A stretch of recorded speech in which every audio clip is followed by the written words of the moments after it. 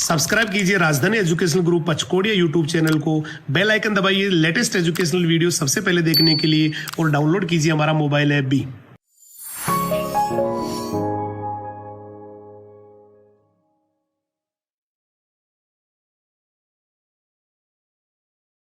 जय हिंद, जय राजधानी। कैसे हैं आप सभी? मैं हेमंत कुमार सिंह, आप सभी का बायोलॉजी मेंटर, एक बार फिर से हमारे राजधानी परिवार के यूट्यूब चैनल पे आपका हार्दिक स्वागत करता हूं।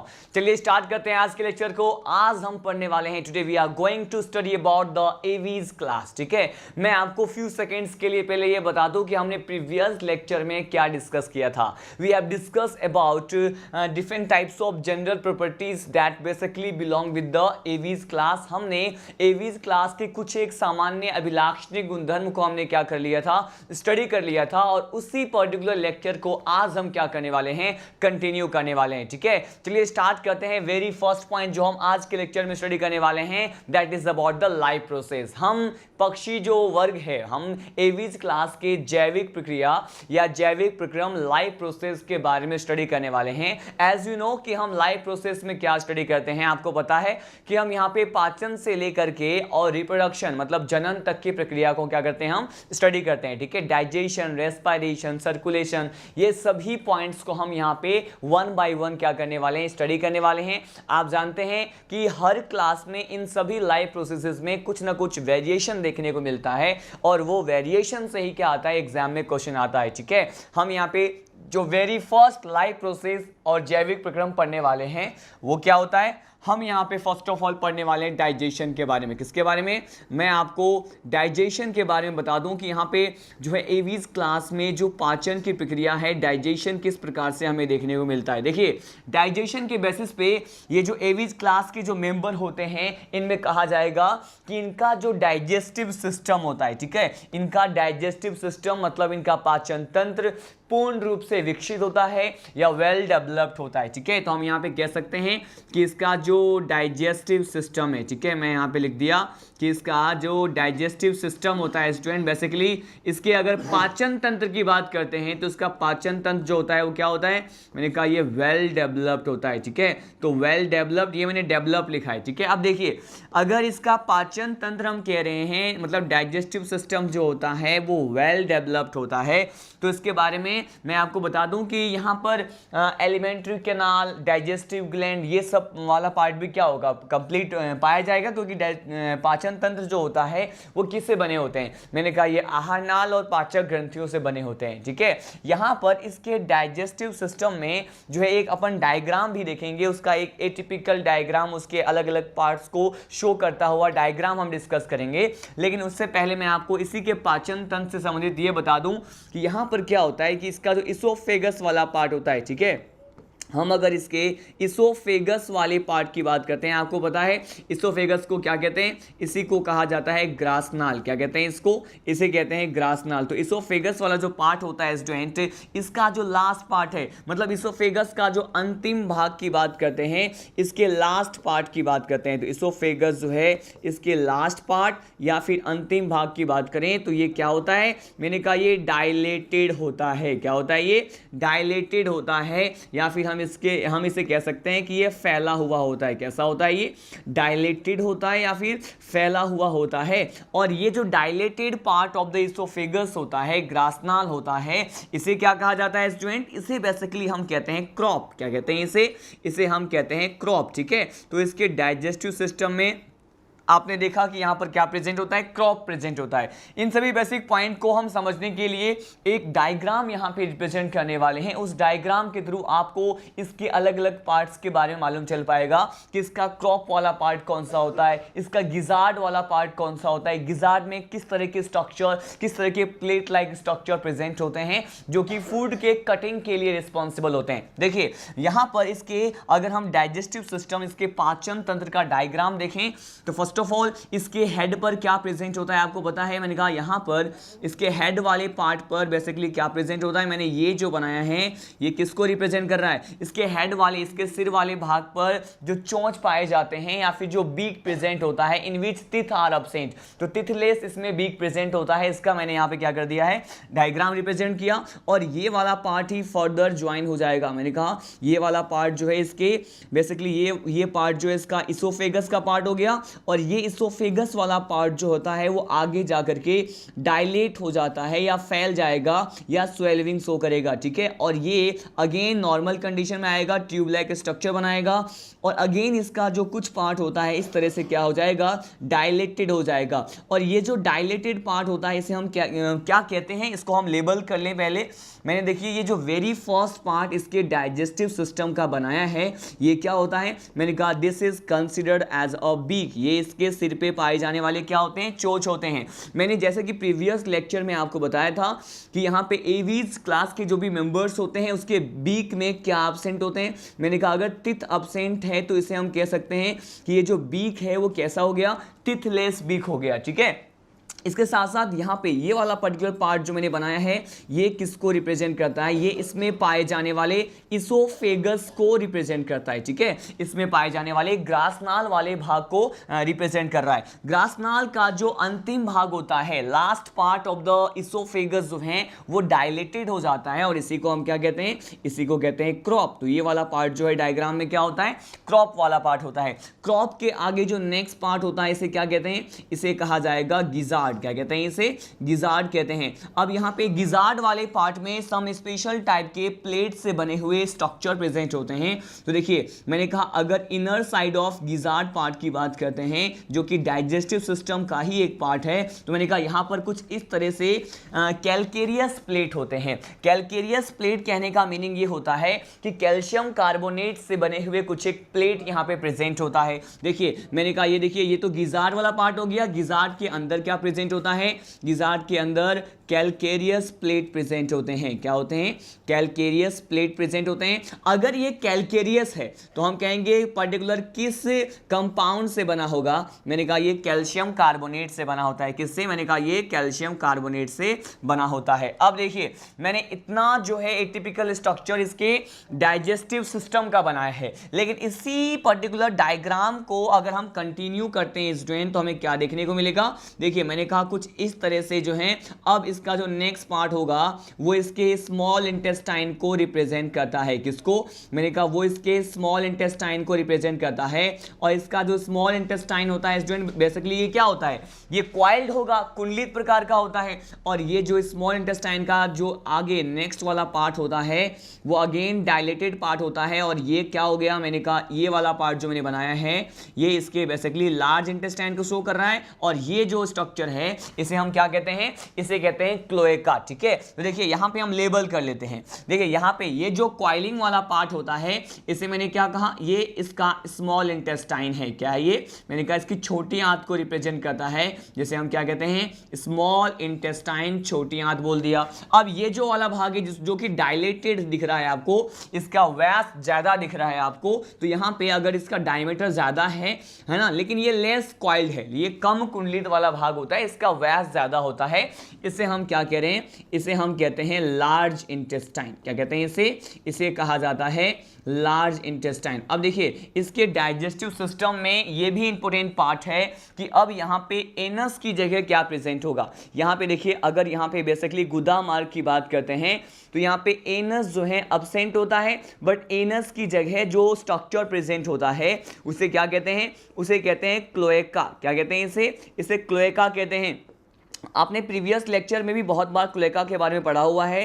क्लोएका को हिंदी में क्या कहते हैं, इसे कहते हैं अवस्कर मार्ग कहते हैं, ठीक है। तो देखिए मैंने कहा यहाँ पर इसके डाइजेस्टिव सिस्टम में क्या एब्सेंट है, मैंने कहा यहाँ पे एनस तो एब्सेंट होता है, बट क्या प्रेजेंट है, मैंने कहा यहाँ पे क्लोएका प्रेजेंट होता है। और इसी क्लोएका के माध्यम से इसके जो भी अपशिष्ट पदार्थ होंगे वो क्या होंगे, शरीर से बाहर निकलेंगे, शरीर से बाहर निष्कासित होंगे, ठीक है। अब देखिए मैंने कहा इस पर्टिकुलर पार्ट को हम क्या कह सकते सकते हैं ये हमारा एनस नहीं है, ये क्या है, ये बेसिकली क्लोएका को रिप्रेजेंट करता है, ठीक है। मैंने कहा ये क्या है, क्लोएका वाला पार्ट है।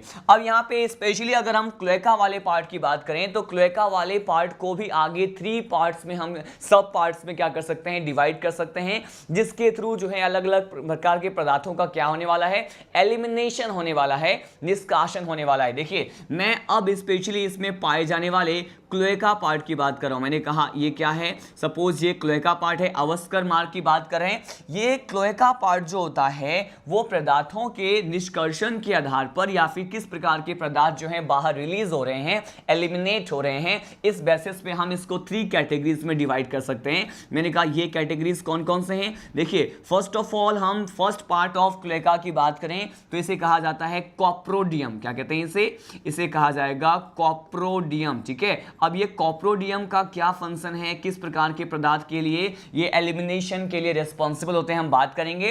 फर्स्ट ऑफ ऑल इसके 3 पार्ट्स को हम क्या करने वाले हैं, स्टडी करने वाले हैं। फर्स्ट पार्ट देखिए मैंने कहा ये है कॉप्रोडियम, सेकेंड पार्ट जो है ये क्या है, यूरोडियम। क्या है, मैंने कहा ये है यूरोडियम। और थर्ड पार्ट क्या होता है, कॉप्रोडियम यूरोडियम के अलावा थर्ड पार्ट होता है प्रोक्टोडियम। क्या कहते हैं इसे कहते हैं प्रोक्टोडियम कहते हैं। अब देखिए ये तीनों पार्ट क्लोएका के तो होते हैं, लेकिन तीनों का ही वर्क क्या होता है, अलग अलग होता है, डिफरेंट होता है, जिसके बारे में आपको बताने वाला हूं। देखिए बेसिकली अगर क्लोएका है तो कुछ ना कुछ प्रकार के पदार्थों का यहां पे निष्कासन होगा, और यहां पे अगर स्पेशली प्रोक्टोडियम की बात करते हैं तो ये जननिक पदार्थों को क्या करते हैं, निष्कासित करते हैं। तो मैंने यहाँ पे एक पॉइंट लिख दिया कि जो भी रिप्रोडक्टिव सब्सटेंसेस होते हैं उसको रिलीज करने के लिए रिस्पॉन्सिबल होता है, तो ये जननिक पदार्थ को क्या करते हैं, निष्कासित करते हैं, ठीक है। अब देखिए यहाँ पर ये तो हमने देखा, ये elimination of some type of reproductive substances can be done from the proctodeum part of the cloaca. But if I talk about the very first part that is known as coprodeum, तो यहाँ पे किस particular पदार्थ का क्या होने वाला है, एलिमिनेशन। मैंने कहा ये जो कॉप्रोडियम वाला पार्ट होता है ये मल विक्षेपण के लिए क्या होता है, उत्तरदायी है, रिस्पॉन्सिबल है। मैंने कहा ये मल विक्षेपण के लिए रिस्पॉन्सिबल होता है। अगर यूरेडियम की बात करें तो अब यहां पे हमें लिखना होगा कि ये उत्सर्जी पदार्थ जो होते हैं, ठीक है। मैंने कहा ये उत्सर्जी पदार्थ का क्या करते हैं, मैंने कहा उत्सर्जी पदार्थ का बेसिकली ये निष्कासन करेंगे। क्या करेंगे, निष्कासन करेंगे। अब देखिए मैंने आपको जो भी पॉइंट्स बताए हैं उसको हम वन मोर टाइम रिवाइज करने वाले हैं। मैंने यहाँ पे सिंगल एक लाइफ प्रोसेस के बारे में आपको बताया, और ये क्या है, मैंने आपको यहाँ पे डाइजेशन के बारे में बताया हुआ है, पाचन के बारे में बताया हुआ है कि इसका डाइजेस्टिव सिस्टम वेल डेवलप्ड होता है। इसोफेगस का लास्ट पार्ट डायलेटेड होता है, जिसे क्रॉप कहते हैं। एनस सब्सटेंट उसकी जगह क्लोएका प्रेजेंट। बीक जो होता है टिटलेस होता है। इस डायग्राम में आपको कैल्केरियस प्लेट प्रेजेंट होते हैं बेसिकली गिजार्ड वाले पार्ट में, और ये जो कैल्शियम कार्बोनेट से बने हुए प्लेट होते हैं, इसके फंक्शन की यहाँ बात कर लेते हैं। इसका कार्य क्या होता है, इसका फंक्शन क्या होता है, मैंने कहा ये जो फूड पार्टिकल्स होते हैं, फूड पार्टिकल्स जो हैं उसको कटिंग में क्या होते हैं, रिस्पॉन्सिबल होते हैं। उसको तोड़ने के लिए, उसमें जो है उसे स्मॉल पीसेस में डिवाइड करने के लिए रिस्पॉन्सिबल होते हैं। तो मैंने कहा ये फूड पार्टिकल्स को क्या करते हैं, फूड पार्टिकल्स को ब्रेक डाउन करते हैं। कौन सा वाला प्लेट, मैंने कहा कैल्केरियस प्लेट, ठीक है। यहाँ पे हमने ये फंक्शन की बात की। ये स्मॉल इंटेस्टाइन जो है ये मोर कॉइल्ड पार्ट होता है इसके डाइजेस्टिव सिस्टम का, मतलब अत्यधिक कुंडलित भाग होता है। लेकिन स्पेशली यहाँ पे लार्ज इंटेस्टाइन की बात करें तो ये लेस कॉइल्ड, और इसका डायमीटर या व्यास क्या होता है, ज्यादा होता है। यहाँ पे मैंने अलग अलग जो भाग होते हैं, पार्ट्स होते हैं क्लोएका के, उसके बारे में बताया। उसके साथ साथ हमने यहाँ पर क्या देखा, इस पर्टिकुलर हर एक पार्ट के अलग अलग फंक्शन के बारे में हमने डिस्कस किया। अब वन लास्ट पॉइंट जो कि हम इसी पर्टिकुलर डाइजेशन वाले पॉइंट में स्टडी करने जा रहे हैं वो क्या है, स्पेशली अगर हम किसकी बात करें, अगर यहाँ पे एवीज वर्ग जो है, एवीज क्लास जो है, इसमें आने वाले मेंबर्स के मल पदार्थ की बात करते हैं, वेस्ट मटेरियल की बात करने वाले हैं, ठीक है। यहाँ पे स्पेशली हम किसकी बात करेंगे, वेस्ट मटेरियल, जो भी वर्ज्य पदार्थ होते हैं पक्षियों के, उसे क्या कहते हैं, तो मैंने कहा waste materials of the birds की बात करने वाले हैं। और इसे जो है बेसिकली एक बायोलॉजिकल टर्म से रिप्रेजेंट करते हैं, और इसे कहा जाएगा ग्वेनो। क्या कहते हैं इसे कहते हैं ग्वेनो कहते हैं, ठीक है।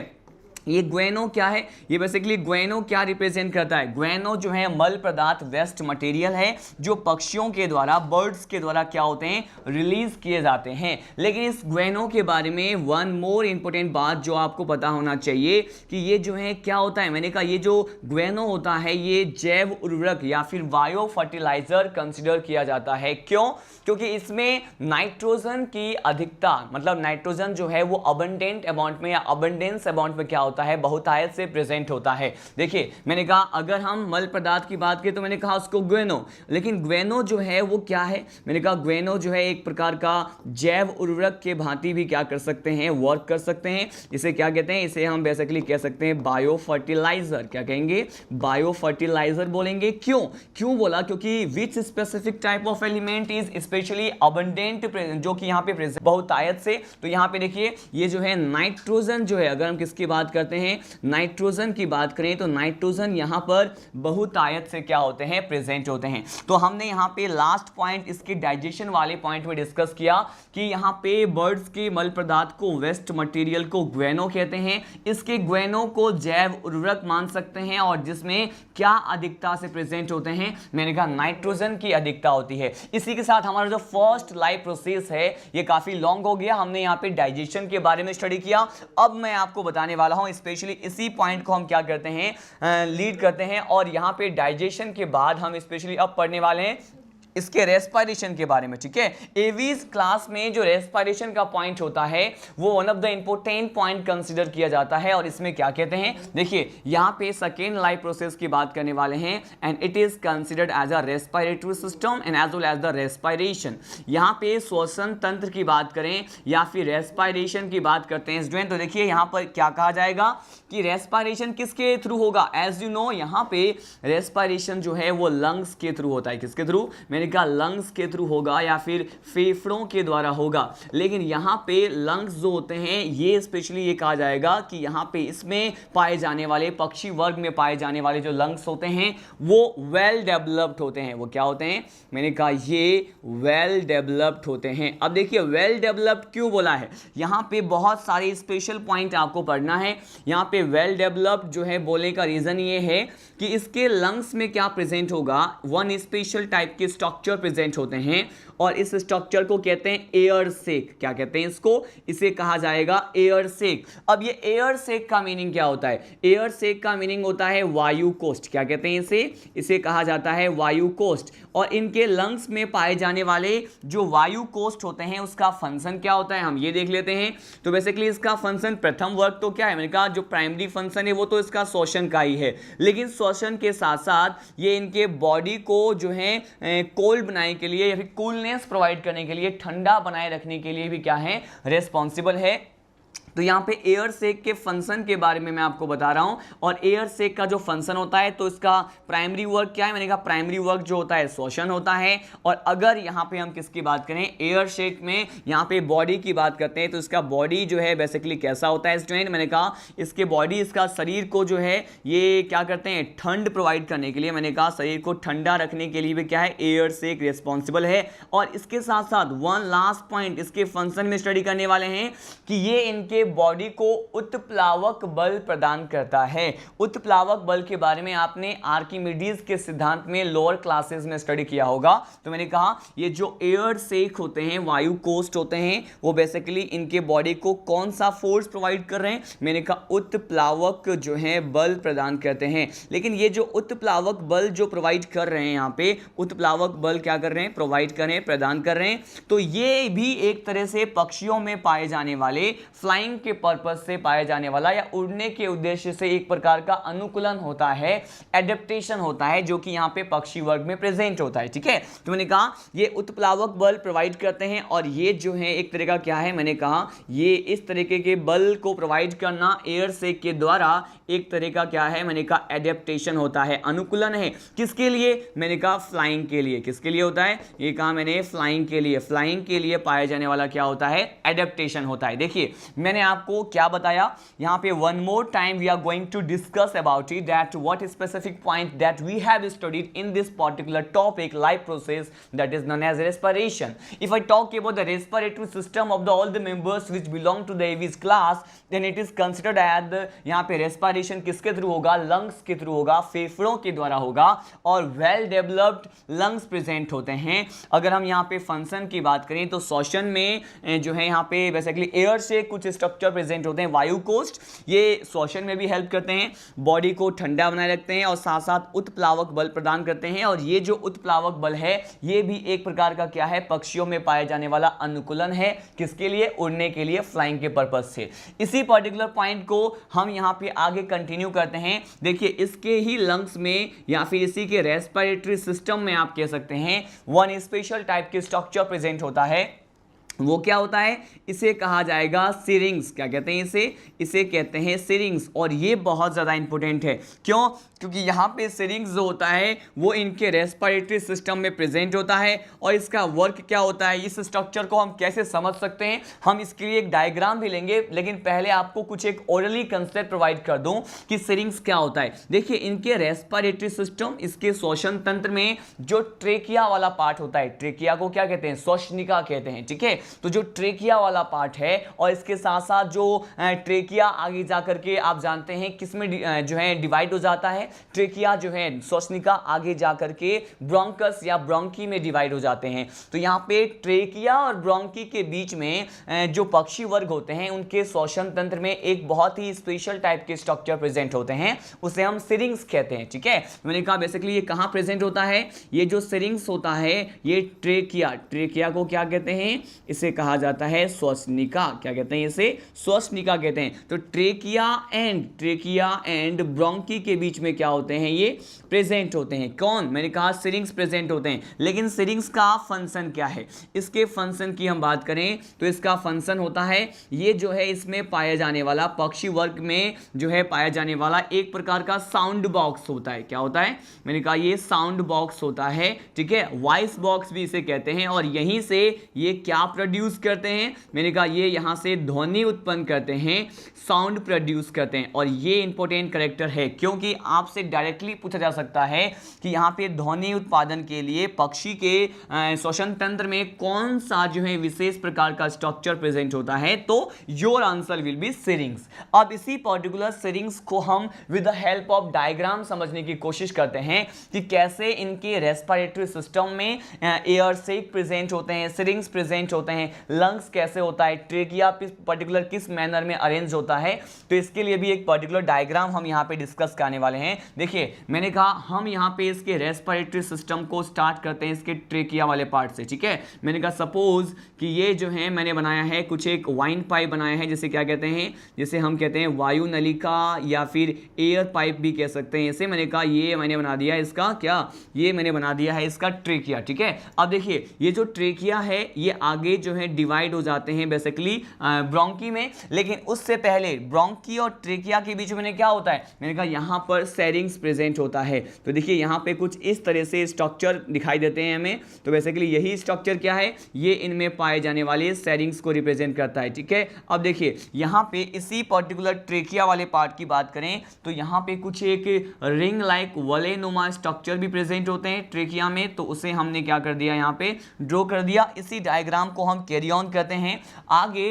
अब ये सिरिंग्स हो गया, तो अब ये किस में डिवाइड हो जाएगा, मैंने कहा अब ये 2 पर्टिकुलर पार्ट्स में डिवाइड हो जाएगा। और ये पार्ट्स क्या होता है, मैंने कहा इसी को कहते हैं ब्रोंकी। क्या कहेंगे इसे, ब्रोंकी कहेंगे। अब देखिए यहाँ पे इसको हम लेबल करते हैं 1 बाय 1, लेकिन उससे पहले यहाँ पे इसमें पाए जाने वाले ये रिंग लाइक जो स्ट्रक्चर होते हैं इसे हम ड्रॉ करने वाले हैं। देखिए अब मैंने क्या क्या बताया है आपको, यहाँ पे ये जो पार्ट आपको दिखाई दे रहा है रेस्पिरेटरी सिस्टम का, ये क्या होता है, मैंने कहा it is considered as a trachea. क्या कहते हैं इसे, यही ट्रेकिया वाला पार्ट है। और ये वाला पार्ट जो है क्या कहलाएगा, ब्रोंकी कहलाएगा, ठीक है। और ब्रोंकी में भी 1 डिग्री ब्रोंकी होता है, ये प्राथमिक ब्रोंकी होते हैं। आपको बस इतना ध्यान रखना है when we will study about the respiratory system in the human physiology, वहां पे आप इसको क्लियरली जान पाएंगे कि ट्रेकिया फर्दर जो है 2 ब्रोंकी में डिवाइड हो जाते हैं। लेकिन देखिए यहां पर तो स्पेशल टाइप का स्ट्रक्चर प्रेजेंट है, इसे क्या कहते हैं, यहां पे ये जो स्ट्रक्चर आपको दिख रहा है ये इसमें पाया जाने वाला क्या है, सिरिंग्स होता है, ठीक है, जो कि क्या प्रोड्यूस करता है, साउंड प्रोड्यूस करता है। इसी पर्टिकुलर डायग्राम में अगर हम देखें कि इसमें एयर शेक किस तरह से प्रेजेंट होता है, तो ये ब्रोंकी हो गया, और इसके लंग्स को अगर हम इस तरह से ड्रॉ करें तो इसके लंग्स में मैंने कहा कुछ इस तरह से जो है स्ट्रक्चर प्रेजेंट होता है, कुछ यहाँ पे शेक लाइक कोस्ट जैसे कुछ स्ट्रक्चर प्रेजेंट होते हैं इसके लंग्स में। मैंने कहा ये जो है इसके लंग्स को प्रेजेंट करता हुआ एटिपिकल डायग्राम होता है इसके रेस्पिरेटरी सिस्टम का। ये तो मैंने पर्टिकुलर 1/2 ऑफ लंग बनाया है, लेकिन इस तरफ भी क्या होता है, मैंने कहा पर्टिकुलर इसी तरीके का स्ट्रक्चर हमें बनाना है, और यहां पर भी क्या बताना है, मैंने कहा ये इसमें एयर शेक प्रेजेंट होते हैं, ठीक है, ये इसमें पाया जाने वाला वायु कोष मैंने बना दिया है। मैंने कहा ये इसमें पाया जाने वाला क्या है, वायु कोष, और ये हमने लंग क्या कर लिया, कंप्लीट कर लिया। अब देखिए यहां पर ये जो उभरा हुआ जो पार्ट आपको दिखाई दे रहा है, जो कि कोष जैसा स्ट्रक्चर होता है, शेक लाइक स्ट्रक्चर होता है, इसे क्या कहते हैं, इसे कहते हैं एयर शेक। क्या कहेंगे, इसे एयर शेक कहेंगे, या फिर स्टूडेंट इसे हम कह सकते हैं वायु कोस्ट। क्या कहते हैं, इसे वायु कोस्ट कहते हैं। और ये इसका देखिए मैंने आपको एक प्रीवियस लेक्चर में कंसेप्ट प्रोवाइड किया था जब हम अलग अलग तरीके के डायग्राम के बारे में डिस्कस कर रहे थे, ठीक है, तो मैंने आपको कहा था कि पर्टिकुलर हम कोई भी डायग्राम अगर बनाते हैं रेस्पिरेटरी सिस्टम का या डाइजेस्टिव सिस्टम का, अगर हमें उसमें मेंशन करना है कि कौन सा पार्ट लेफ्ट है कौन सा पार्ट राइट है, तो मैंने आपको एक कंसेप्ट प्रोवाइड किया था कि जो हमारा राइट हैंड वाला पार्ट होता है वो डायग्राम का कौन सा पार्ट होता है, लेफ्ट पार्ट होता है। तो देखिए ये हमारा राइट हैंड पार्ट है, तो ये जो लंग्स मैंने बनाया है ये कौन सा हो गया, मैंने कहा ये सपोज ये हो गया है लेफ्ट लंग, ठीक है, मैंने कहा ये बायां फेफड़ा को प्रदर्शित कर रहा है, और ये क्या हो गया, मैंने कहा ये इसका राइट लंग होता है, ठीक है। तो हमने यहाँ पे पक्षी वर्ग में पाए जाने वाले रेस्पिरेटरी सिस्टम का क्या कर लिया है, डायग्राम बना लिया है। मैंने कहा ये पर्टिकुलर डायग्राम किसको रिप्रेजेंट कर रहा है, it is a diagram which belong to the respiratory system. मैंने इसको RS से रिप्रेजेंट कर दिया है, किसका है, मैंने कहा ऑफ एवीज, ठीक है, एवीज क्लास का रेस्पिरेटरी सिस्टम है। देखिए आपने इतने सारे पॉइंट्स को यहाँ पे इसके रेस्पिरेटरी सिस्टम में स्टडी किया। मैंने कहा लंग्स के थ्रू होता है, लंग्स वेल डेवलप्ड होता है, there is the presence of different type of air sac, वायु कोस्ट पाए जाते हैं, इसके मैंने फंक्शन बताए। साथ साथ मैंने कहा उत्प्लावक बल के बारे में which is a adaptation for the flying purpose, syrinx present होता है, और यहाँ पे मैंने क्या बताया, डायग्राम बताया। आपने देखा कि ये उभरा हुआ भाग तो एयर शेक है, लेकिन यहाँ पे ट्रेकिया और ब्रोंकी के बीच में क्या है, सिरिंग्स प्रेजेंट है। इसी पर्टिकुलर लाइव प्रोसेस को अब हम क्या करने वाले हैं, आगे स्टडी करने वाले हैं। अब हम यहाँ पे स्टडी करते हैं किसके बारे में, अब हमारा नेक्स्ट टॉपिक जो है हमारा थर्ड पर्टिकुलर लाइफ प्रोसेस के बारे में स्टडी करने वाले हैं, सर्कुलेशन, ठीक है। यहाँ पे सर्कुलेशन से रिलेटेड कौन से पॉइंट, मतलब परिसंचरण से संबंधित कौन से पॉइंट आपको लर्न करना है मैं आपको बता दूं। देखिए यहाँ पे सर्कुलेशन की अगर बात करते हैं स्टूडेंट, तो सर्कुलेशन कैसे होता है, मैंने कहा यहाँ पर क्लोज टाइप का, पक्षी में भी क्या होता है, पक्षी में भी क्लोज टाइप का सर्कुलेटरी सिस्टम क्या होता है, प्रेजेंट होता है। क्लोज टाइप का मतलब बंद प्रकार के परिसंचरण तंत्र इसमें पाए जाते हैं। अगर इसमें परिसंचरण तंत्र बंद प्रकार का है तो आप ये कह सकते हैं यहाँ पे हार्ट प्रेजेंट होगा, लेकिन हार्ट अगर प्रेजेंट तो है, लेकिन हार्ट कितने चैम्बर से बना होता है, तो मैंने इसको बेसिक कंसेप्ट में भी आपको बताया हुआ है कि इसमें पाया जाने वाला हृदय कितने कोष्ठों से बना होगा। मैंने कहा ये 4 कोष्ठों से बना होगा, ठीक है। इससे पहले हम 3 चैम्बर्स की बात कर रहे थे रेप्टाइल्स में भी, लेकिन यहाँ पे हम एवीज क्लास की बात कर रहे हैं, और एवीज क्लास में पाए जाने वाले सदस्यों में जो हार्ट होता है वो 4 चैम्बर्ड होता है। तो मैंने कहा इसमें जो हार्ट होता है ये क्या है, 4 कोष्ठीय होते हैं, 4 चैम्बर्ड होते हैं। और यहाँ पे 4 चैम्बर्ड कौन कौन से होंगे, मैंने कहा यहाँ पर तो एट्रिया प्रेजेंट हो सकता है, और क्या होते हैं, वेंट्रिकल होते हैं। आपको पता है एट्रिया को हमने क्या कहा था, एट्रिया को ऑरिकल कह सकते हैं, आलिंद कह सकते हैं।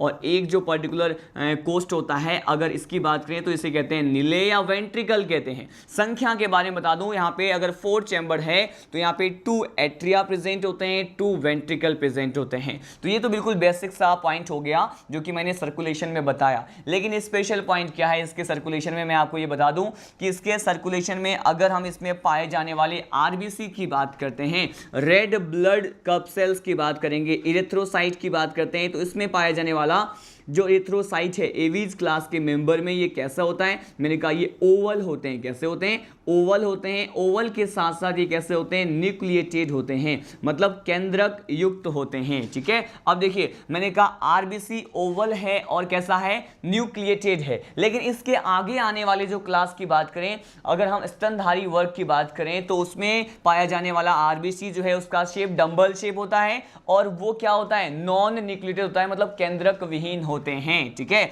अब देखिए हमने ये पॉइंट जो है यहाँ पे क्या कर लिया है? स्टडी कर लिया है, ओवल और न्यूक्लिएटेड। अब देखिए यहाँ पे इसी पर्टिकुलर पॉइंट को हम आगे बढ़ते हैं, आगे पढ़ने वाले हैं। यहाँ पर देखिए वन मोर स्पेशल कैरेक्टर क्या होता है कि इसके सर्कुलेशन में एक पॉइंट आपको जो है देखने को मिलेगा जहां से क्वेश्चन आ सकता है कि पक्षी के अगर हम रक्त की बात करते हैं, अगर एवीज क्लास के मेंबर में पाए जाने वाले ब्लड की बात करते हैं तो उस ब्लड को कहा जाएगा रिचेस्ट ब्लड। क्या कहते हैं इसे?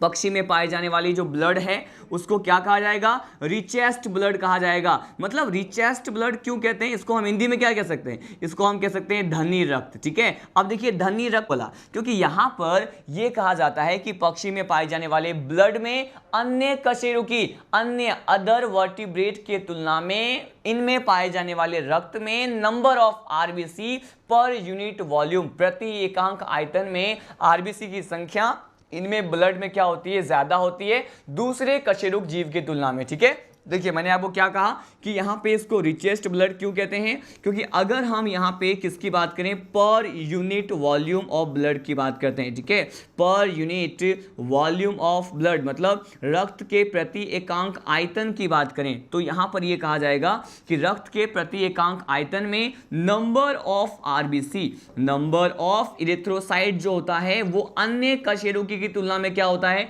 ज्यादा होता है। तो नंबर ऑफ आरबीसी दूसरे कशेरुकी या वर्टिब्रेट की तुलना में per unit volume of the blood in case of aves class member क्या होते हैं? ज्यादा होते हैं, इसीलिए इसे क्या कहते हैं? रिचेस्ट ब्लड कहते हैं। ठीक है, अब देखिए यहां पे अब हम पढ़ने वाले हैं इसके पोर्टल सिस्टम के बारे में। किसके बारे में? इसके पोर्टल सिस्टम के बारे में मैं आपको बताने वाला हूं। अगर हम इसके पोर्टल सिस्टम की बात करें स्टूडेंट तो पोर्टल सिस्टम में कौन सा पॉइंट हमें स्टडी करना होता है? एज यू नो कि पोर्टल सिस्टम में कौन कौन सा पॉइंट हमें स्टडी करना होता है। 2 टाइप्स के पोर्टल सिस्टम की अगर बात करें जिसके बारे में हमने प्रीवियस लेक्चर में भी स्टडी किया था, तो ये जो पोर्टल सिस्टम होता है स्टूडेंट बेसिकली यहाँ पे हम कहते हैं एक होता है हिपैटिक। क्या होता है? एक होता है हिपैटिक पोर्टल सिस्टम, इसे हम हिपैटिक पीएस बोल दिए हैं। एक होता है रिनल पोर्टल सिस्टम। क्या होता है? रिनल पोर्टल सिस्टम होता है। तो ये दोनों ही प्रकार के जो पोर्टल सिस्टम होते हैं ये इन केस ऑफ एवीज क्या होते हैं? अब्सेंट होते हैं। ये आपको स्पेशल पॉइंट लर्न करना है। पोर्टल सिस्टम यहाँ पे हिपैटिक और रिनल दोनों ही क्या होते हैं? अब्सेंट होते हैं। तो क्या प्रेजेंट होता है? यहाँ पे ये कहा जाएगा हाइपोफिजियल। कौन सा? मैंने कहा यहाँ पे हाइपोफिजियल प्रकार का जो पोर्टल सिस्टम होता है, हाइपोफिजियल पोर्टल सिस्टम क्या होता है? इसमें प्रेजेंट होता है। तो हमने ये पॉइंट क्या किया? यहाँ पे डिस्कस किया। अब डायरेक्टली लीड करते हैं हमारा जो नेक्स्ट पर्टिकुलर लाइफ प्रोसेस होता है ये क्या है? हम अब पढ़ने वाले हैं एक्सक्रीशन के बारे में। किसके बारे में? अगर हम यहाँ पे स्पेशली एक्सक्रीशन का पॉइंट मेंशन करें या फिर उत्सर्जन के बारे में पढ़ें तो मैं आपको बता दूं कि यहाँ पे उत्सर्जन किसके माध्यम से होगा। देखिए यहाँ पे जो उत्सर्जन होता है ये भी किडनी के माध्यम से है, लेकिन यहाँ पर किडनी किस प्रकार का है? मैंने कहा यहाँ पे इस प्रकार के किडनी को कहते हैं मेटानेफ्रिक किडनी। क्या कहेंगे इसे? इसे कहेंगे मेटानेफ्रिक किडनी। ठीक है, तो मेटानेफ्रिक किडनी जो है यहाँ पे प्रेजेंट होते हैं और इस पर्टिकुलर किडनी जो कि यहाँ पे एवीज क्लास के मेंबर में प्रेजेंट होते हैं इसे कहते हैं, इसमें कितने लोब्स होते हैं? कितने पालियां होती है? लोब्स को क्या कहते हैं? लोब्स को कहते हैं पालियां। ठीक है, यहाँ पे कितने पालियां होती है? ये 2 लोब्स यहाँ पे प्रेजेंट होते हैं, 2 पालियां होती है, इसीलिए इसे कहते हैं कि इसका जो किडनी होता है वो बाइलॉब्ड होता है। और बेसिकली किस प्रकार का किडनी है? मैंने कहा मेटानेफ्रिक किडनी क्या होता है? यहाँ पे प्रेजेंट होता है। अगर यहाँ पे उत्सर्जी पदार्थ की हम बात करें तो उत्सर्जी पदार्थ जो है ये बेसिकली इनका क्या होता है? यूरिक एसिड होता है। क्या होता है? यूरिक एसिड होता है। यूरिक एसिड के बारे में मैंने आपको प्रीवियस लेक्चर में बहुत बार बताया हुआ है। ये क्या है? एक अर्ध ठोस प्रकार के पदार्थ होते हैं, सेमी सॉलिड सब्सटेंस होता है ये, ठीक है, सेमी सॉलिड सब्सटेंस होता है। तो अगर यूरिक एसिड के रूप में ये अपने उत्सर्जी पदार्थ को बाहर निकालेंगे तो इसी प्रकार के जीव को हम क्या कहेंगे? इसको हम कहेंगे यूरिकोटैलिक। क्या कहेंगे इसे कहेंगे यूरिकोटैलिक, ठीक है। अब देखिए इतने सारे टर्म हमने स्टडी किया, लेकिन यहां पे स्पेशल पॉइंट क्या है, मैं आपको ये नोट पॉइंट प्रोवाइड करने वाला हूं। देखिए स्पेशली यहां पे हम बात कर रहे हैं एक्सक्रीशन की, तो मैं आपको बता दूं कि इसमें पाए जाने वाले, अगर मूत्राशय की बात करते हैं, यूरिनरी ब्लैडर की बात करें, ठीक है। अब देखिए नोट पॉइंट क्या है, अगर स्पेशली यहां पे हम किसकी बात करें स्टूडेंट? यूरिनरी ब्लैडर की बात करें। किसकी बात करने वाले हैं? Urinary bladder. इसे हम हिंदी में क्या कहते हैं? इसे हम कहते हैं मूत्राशय की बात करते हैं। तो पक्षियों के उत्सर्जन तंत्र में, एक्सक्रीटरी सिस्टम में मूत्राशय जो होता है वो क्या होता है? मैंने कहा मूत्राशय क्या है? अब्सेंट होता है। ये इंपॉर्टेंट पॉइंट है इसका कि यहाँ पे पक्षियों के उत्सर्जन तंत्र में क्या अब्सेंट है? यहाँ पे यूरिनरी ब्लैडर क्या होता है? अब्सेंट है। और ये जो मूत्राशय अगर अब्सेंट है तो ये भी एक प्रकार का क्या है? ये भी एक प्रकार का एडेप्टेशन होता है। क्या होता है? अनुकूलन होता है। किसके लिए? मैंने कहा फ्लाइंग के लिए। किसके लिए? उड़ने के लिए। यहाँ पे पक्षी वर्ग के सदस्यों में ये मूत्राशय का नहीं पाया जाना या अनुपस्थित होना, ये भी क्या होता है? एक प्रकार का अनुकूलन जो है माना जाता है, ठीक है। अब देखिए लेकिन यहां पे भी एक एक्सेप्शन होता है। क्या होता है? एक्सेप्शन होता है। और ये जो एक्सेप्शन है ये क्या होता है स्टूडेंट? बेसिकली यहाँ पे एक विशेष प्रकार के पक्षी की बात करें, इसे क्या कहते हैं? इसे कहते हैं साउथ अमेरिकन ऑस्ट्रिच। क्या कहेंगे? इसे कहेंगे हम साउथ अमेरिकन ऑस्ट्रिच की बात करें, साउथ अमेरिकन ऑस्ट्रिच की बात करते हैं। ये क्या होता है? एक प्रकार के फ्लाइटलेस बर्ड होते हैं। क्या होते हैं? ये फ्लाइटलेस बर्ड है। क्या है ये? मैंने कहा ये फ्लाइटलेस बर्ड होता है, ठीक है। अब फ्लाइटलेस बर्ड को हम क्या बोल सकते हैं? इसको कहते हैं उड़न रहित पक्षी। क्या कहेंगे इसे कहा जाता है हिंदी में उड़न रहित पक्षी। मतलब वो पक्षी जो कि यहाँ पे उड़ने में कैपेबल नहीं होते हैं, सक्षम नहीं होते हैं। तो यहाँ पे एक्सेप्शन की बात कर रहे हैं कि बाकी सभी पक्षियों में, बर्ड्स में यूरिनरी ब्लैडर जो होते हैं वो क्या होते हैं? अब्सेंट होते हैं। एक्सेप्शनली अपवाद स्वरूप एक बर्ड की बात करें जो कि फ्लाइटलेस बर्ड होता है, और यहाँ पे देखिए, यहाँ पे बेसिकली हम साउथ अमेरिकन ऑस्ट्रिच की बात करें तो ये जो ऑस्ट्रिच है इसमें अपवाद स्वरूप क्या प्रेजेंट होता है? यहाँ पे यूरिनरी ब्लैडर क्या है? प्रेजेंट होता है, ठीक है। तो यहाँ पे मूत्राशय जो है क्या होते हैं? प्रेजेंट होते हैं। मैंने यहाँ पर यूरिनरी ब्लैडर को यूबी से रिप्रेजेंट किया है। देखिए ये नोट पॉइंट हमने स्टडी किया एक्सक्रीशन के बारे में। पहले मैंने आपको बताया कि एक्सक्रीशन जो है वो मेटानेफ्रिक किडनी के माध्यम से यहाँ पे एविस क्लास के मेंबर में देखने को मिलेगा। इनके किडनी की बात करें द्विपालित होते हैं, बायलॉब्ड होते हैं। नंबर ऑफ लोब्स जो होते हैं, पालियों की संख्या 2 होती है। साथ साथ मैंने कहा ये यूरिक एसिड को क्या करने वाले हैं? एक्सक्रीट करने वाले हैं, मतलब अपने उत्सर्जी पदार्थ को यूरिक अम्ल के रूप में निष्कासित करते हैं। और इसमें यूरिनरी ब्लैडर क्या होते हैं? अब्सेंट होते हैं। लेकिन एक एक्सेप्शन के बारे में बताया, साउथ अमेरिकन ऑस्ट्रिच, जिसमें क्या प्रेजेंट है? यूरिनरी ब्लैडर प्रेजेंट है। हमने यहाँ पे एक्सक्रीशन के पॉइंट को क्या कर लिया है? इसे भी हमने स्टडी कर लिया। इसी से रिलेटेड अब यहाँ पे नेक्स्ट लाइफ प्रोसेस की बात करने वाले हैं। अब देखिए हमने डाइजेशन, रेस्पिरेशन, सर्कुलेशन और एक्सक्रीशन के बारे में डिटेल में देखा। और आप यहाँ पे देख रहे हैं कि जो भी कैरेक्टर है, जो भी लाइफ प्रोसेस है, हर किसी पर्टिकुलर जैव प्रक्रम में बहुत सारे वेरिएशन और स्पेशल पॉइंट आपको इस एविज क्लास में देखने को मिल रहा है। अब इसी को कंटिन्यू करते हैं। Now we are going to study our next particular life process and that is nerves, ठीक है। यहाँ पे हम बेसिकली नर्व्स की बात करें तो पक्षियों में पाए जाने वाले तंत्रिकाएं किस प्रकार की होती हैं? नर्व्स को क्या कहते हैं? आपको पता है, इसको हम क्या कहते हैं? तंत्रिकाएं कहते हैं। यहाँ पे तंत्रिकाओं की बात करें तो नर्व्स जो है यहाँ पे वेल डेवलप्ड होते हैं। क्या होते हैं? मैंने कहा यहाँ पर अति विकसित होते हैं। अति विकसित प्रकार के होते हैं। इसमें मैंने कहा वेल डेवलप्ड होते हैं। क्या होते हैं? अति विकसित प्रकार के होते हैं। और अगर यहाँ पर इनके सदस्यों में पाए जाने वाले स्पेशल टाइप के नर्व्स की बात करें, जिसे क्या कहते हैं? क्रेनियल नर्व्स की बात करें, ठीक है। अगर हम यहाँ पे क्रेनियल नर्व्स की बात करें और स्पेशली इसके नंबर की बात करें, किसकी बात करने वाले हैं, इसके नंबर की बात करने वाले हैं। तो क्रेनियल नर्व्स के नंबर कितने होते हैं एवीज क्लास के मेंबर में, मैंने कहा ये होते हैं 12 पेयर्स। कितने होते हैं? 12 पेयर्स होते हैं, 12 जोड़ी होते हैं। ठीक है, आपको बस ये लर्न करना है इसके नर्व्स वाले पॉइंट में, इसके नर्वस सिस्टम में कि वेल डेवलप्ड यहाँ पे क्या होते हैं, नर्व्स प्रेजेंट होते हैं। इसके साथ साथ ये भी कहा जाता है कि यहाँ पे क्रेनियल नर्व्स के नंबर कितने होते हैं, 12 पेयर होते हैं। हमने ये स्टडी किया। अब बस पर्टिकुलर इसमें हमें इतना ही स्टडी करना है नर्वस सिस्टम वाले पार्ट में। आगे लीड करते हैं, हम अब पढ़ने वाले हैं रिप्रोडक्शन के प्रोसेस के बारे में। और रिप्रोडक्शन का प्रोसेस यहाँ पे बहुत ज़्यादा इंपॉर्टेंट है, इसमें बहुत सारे स्पेशल कैरेक्टर आपको मालूम चलेगा। देखिए यहाँ पे स्पेशली जनन के बारे में बात करने वाले हैं। जनन के आधार पे पहले हम बिल्कुल बेसिक सा पॉइंट स्टडी करने वाले हैं कि जनन के आधार पे पक्षी कैसे होते हैं, बर्ड्स कैसे होते हैं। ये भी एक लिंगी होते हैं। क्या होते हैं? मैंने कहा ये भी एक लिंगी होते हैं। एक लिंगी को आप जानते हैं क्या कहते हैं इसको? इसे कहते हैं यूनिसेक्सुअल। क्या कहेंगे इसे हम कहेंगे यूनिसेक्सुअल। एक लिंगी या फिर यूनिसेक्सुअल तो होते हैं, लेकिन मैंने कहा सेक्सेस आर सेपरेट। लेकिन अगर यहाँ पे निषेचन की बात करें, किसकी बात करें? निषेचन मतलब यहाँ पे अगर फर्टिलाइजेशन की बात करते हैं, किसकी बात करने वाले हैं? फर्टिलाइजेशन की बात करते हैं, तो यहाँ पर आंतरिक निषेचन होता है। क्या होता है? मैंने कहा यहाँ पे आंतरिक निषेचन, इंटरनल फर्टिलाइजेशन जो है यहाँ पे क्या होगा, प्रेजेंट है। इंटरनल फर्टिलाइजेशन को मैंने यहाँ पे IF से रिप्रेजेंट कर दिया। लेकिन ये तो बिल्कुल बेसिक सा पॉइंट था, आपने इसे प्रीवियस लेक्चर या बेसिक पॉइंट में भी स्टडी कर लिया था। लेकिन हम यहाँ पे स्पेशल पॉइंट स्टडी करने वाले हैं।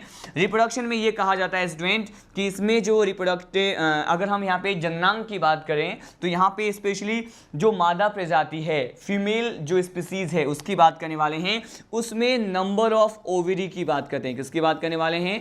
नंबर ऑफ ओवरी की बात करें तो यहाँ पे जो अंडाशय होते हैं, ओवरी को क्या कहते हैं? ओवरी को कहते हैं अंडाशय। ठीक है, तो यहाँ पे अंडाशय की संख्या की बात करें तो कितने होते हैं? मैंने कहा यहाँ पे 2 पेयर्स होते हैं। कितने होते हैं? मैंने कहा यहाँ पे 2 पेयर्स जो हैं क्या प्रेजेंट होता है? मैंने कहा यहाँ पे अंडाशय प्रेजेंट होते हैं। लेकिन आपको यहाँ पे स्पेशल पॉइंट ये बता दूं कि अंडाशय प्रेजेंट तो है, लेकिन अगर इसमें बेसिकली हम क्या बात करें, अगर हम इसमें लेफ्ट ओवरी की बात करते हैं, किसकी बात करते हैं?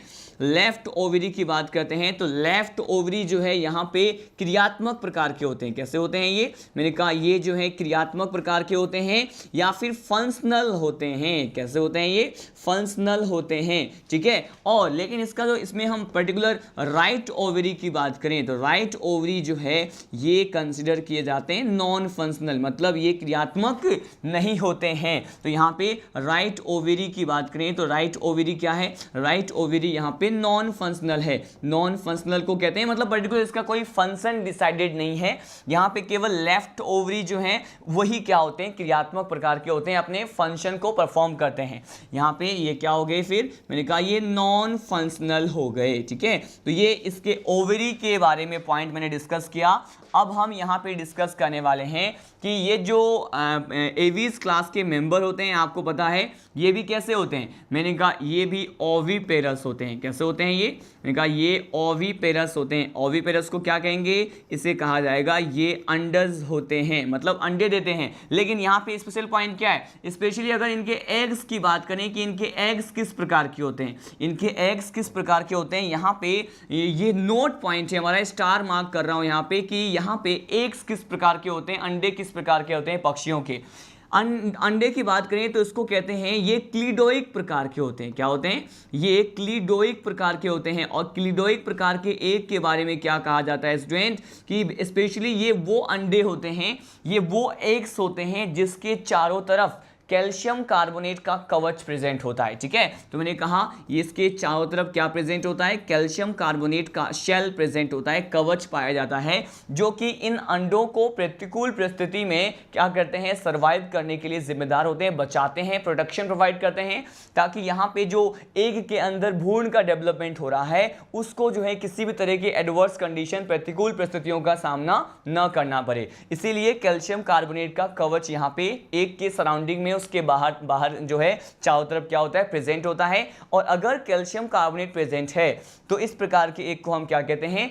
क्लीडोइक एग कहते हैं या फिर कैलकेरियस एग भी इसे कहा जाता है। ठीक है, अब देखिए इसी के साथ यहाँ पे पीतक मतलब योक सैक की मात्रा के आधार पे बात करें तो ये जो पक्षियों के अंडे होते हैं इसे क्या कहते हैं, इसे कहते हैं मेगालेसिथल। क्या कहते हैं इसे कहा जाता है मेगालेसिथल कहते हैं, या फिर इसी मेगालेसिथल को हम कहते हैं मैक्रोलेसिथल। क्या कहते हैं इसे, मैक्रोलेसिथल कहते हैं। तो पक्षी के अंडे मैंने पहले बताया कि ये क्लिडोइक प्रकार के होते हैं, ठीक है, वो तो हमने स्टडी कर लिया। लेकिन अब हम स्टडी करने वाले हैं कि इसके अंडे कैसे होते हैं, मेगालेसिथल या मैक्रोलेसिथल होता है। और बेसिकली इसका मीनिंग क्या है कि इसमें पाए जाने वाले, अगर हम योक शेक की बात करें, किसकी बात करें, अगर हम योक शेक या फिर पीतक जो होते हैं या फिर जो पोषण के लिए या फिर न्यूट्रिशन प्रोवाइड करने के लिए रिस्पॉन्सिबल है, तो योक शेक जो है यहां पर इसकी मात्रा क्या है, ज्यादा होती है, अत्यधिक होती है। और योक शेक की मात्रा अगर जिस पर्टिकुलर एग में ज्यादा देखने को मिलता है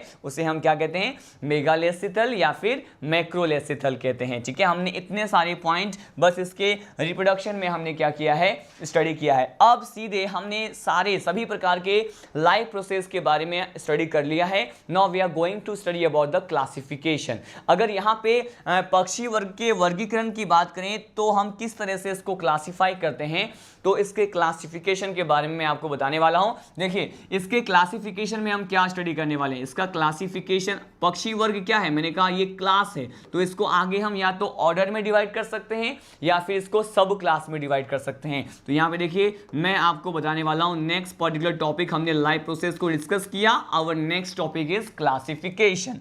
क्लासिफिकेशन के बेसिस पे मैं इस एवीज क्लास को पहले 2 सब क्लास में डिवाइड कर रहा हूं। कितने, मैंने कहा 2 सब क्लास, 2 प्रकार के उपवर्ग में डिवाइड कर रहा हूं। सब क्लास को क्या कहते हैं, उपवर्ग कहा जाता है। ठीक है, अब ये 2 सब क्लास कौन कौन से होते हैं ये इंपॉर्टेंट है। देखिए मैंने कहा फर्स्ट जो यहाँ पे सब क्लास होता है ये क्या होता है स्टूडेंट, फर्स्ट जो सब क्लास है इसे कहते हैं आर्कियोर्निथ। हम डिस्कस करेंगे इसे आर्कियोर्निथ क्यों कहते हैं, इसका मीनिंग क्या होता है। पहले मैं आपको बता दूं कि ये दोनों सब क्लास कौन से होते हैं। फर्स्ट जो सब क्लास है इसे कहा जाता है आर्कियोर्निथ। क्या कहते हैं, आर्कियोर्निथ कहा जाता है। ठीक है, और इसके बाद जो नेक्स्ट सब क्लास है इसे क्या कहते हैं, इसे बेसिकली कहते हैं नियोर्निथ। क्या कहते हैं इसे, नियोर्निथ कहते हैं। अब देखिए यहां पर पर्टिकुलर हमने देखा कि 2 सब क्लास है, लेकिन इंपोर्टेंट पॉइंट क्या है, इंपोर्टेंट पॉइंट ये है कि ये जो 2 सब क्लास है, 2 प्रकार के उपवर्ग के बारे में आपको बताया जो कि आर्कियोर्निथ और नियोर्निथ है। तो यहां पे बेसिकली ये ऑर्निथ वर्ड जो है किसके लिए यूज में लिया गया है, ऑर्निथ वर्ड जो है ये जो है बर्ड्स को रिप्रेजेंट करते हैं। क्या करते हैं, बर्ड्स या फिर पक्षी को रिप्रेजेंट करते हैं ये ऑर्निथ वर्ड। लेकिन इसी से रिलेटेड एक टर्म मैं आपको और बताना चाहूंगा, ये हमारा नोट पॉइंट है। इसीलिए पर्टिकुलर साइंस के वो ब्रांच की बात करें, विज्ञान की वो शाखा की बात करें जिसमें अलग अलग प्रकार के पक्षियों का अध्ययन किया जाता है, उनके आवास, उनका बिहेवियर, उनके अलग अलग तरह के एस्पेक्ट्स के बारे में स्टडी करते हैं, जिस पर्टिकुलर बायोलॉजी या फिर साइंस के ब्रांच में, शाखा में, उसे क्या कहते हैं। देखिए यहाँ पे बेसिकली मैं बात करने वाला हूँ कि स्टडी ऑफ बर्ड्स। ठीक है, यहाँ पे पक्षियों का अध्ययन जिस शाखा में किया जाता है, विज्ञान के शाखा में, उसे क्या कहते हैं, इसे करते हैं ऑर्निथोलॉजी। क्या कहते हैं, ऑर्निथोलॉजी कहते हैं। और यहाँ पे ऑर्निथ वर्ड का मीनिंग मैंने आपको क्या बताया, ये बेसिकली बर्ड्स के लिए यूज किया जाता है। तो मतलब पक्षियों का अध्ययन क्या है, ऑर्निथोलॉजी है। ठीक है, तो यहाँ पे आप देख रहे हैं इसके सब क्लास में क्या आ रहा है, ऑर्निथ टर्म आ रहा है। लेकिन यहाँ पर ये भी इंपॉर्टेंट पॉइंट है, आपने लोअर क्लासेस में भी पढ़ लिया होगा, लेकिन यहाँ पे मैं डिस्कस करने वाला हूँ कि अगर हम फादर ऑफ ऑर्निथोलॉजी की बात करें, ठीक है, किसकी बात करने वाले हैं, फादर ऑफ ऑर्निथोलॉजी की बात करते हैं, तो एक साइंटिस्ट के बारे में आपको पता हो तो डॉक्टर सलीम अली। ठीक है, डॉक्टर सलीम अली जो हैं वो एक इंडियन ऑर्निथोलॉजिस्ट हैं, पक्षियों के अध्ययन करता है और इनको फादर ऑफ ऑर्निथोलॉजी कहा जाता है। ठीक है, तो कौन से साइंटिस्ट हैं, मैंने कहा डॉक्टर सलीम अली की यहाँ पे बात करने वाले हैं, उन्हें फादर ऑफ ऑर्निथोलॉजी कहा जाता है, जो कि क्या थे, एक पक्षियों के अध्ययन करता थे। तो डॉक्टर सलीम अली, मैंने लिख दिया यहाँ पे डॉक्टर सलीम अली कौन थे? एक ऑर्निथोलॉजिस्ट थे, ठीक है। देखिए यहाँ पे 2 टर्म्स मैंने यूज किया है, एक तो है ऑर्निथोलॉजी। ऑर्निथोलॉजी का मतलब है जिस पर्टिकुलर शाखा में पक्षियों का अध्ययन किया जाए, लेकिन अगर वैज्ञानिक की बात करें तो उसे क्या कहेंगे? ऑर्निथोलॉजिस्ट बोलेंगे। और वो कौन थे? डॉक्टर सलीम अली।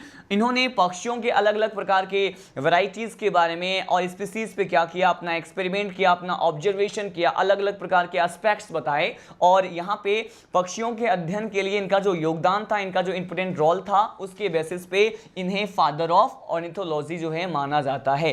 तो ये स्पेशल पॉइंट मैंने नोट पॉइंट में डिस्कस किया। तो आपने देखा यहाँ पे ऑर्निथ टर्म आ रहा था, इसीलिए इसी पर्टिकुलर टर्म से रिलेटेड हमें क्या क्या कंसेप्ट चाहिए इसके बारे में आपको बताया। अब आते हैं सीधे अगेन सब क्लास पे आते हैं। मैंने कहा फर्स्ट सब क्लास क्या है? आर्की ऑर्निथ, और सेकंड क्या है? नी ऑर्निथ। आर्की का मतलब क्या होता है? यहाँ पे आर्की जो है प्रिमिटिव को रिप्रेजेंट करता है। किसको? प्रिमिटिव। आर्की बैक्टीरिया भी आपने पढ़ा होगा।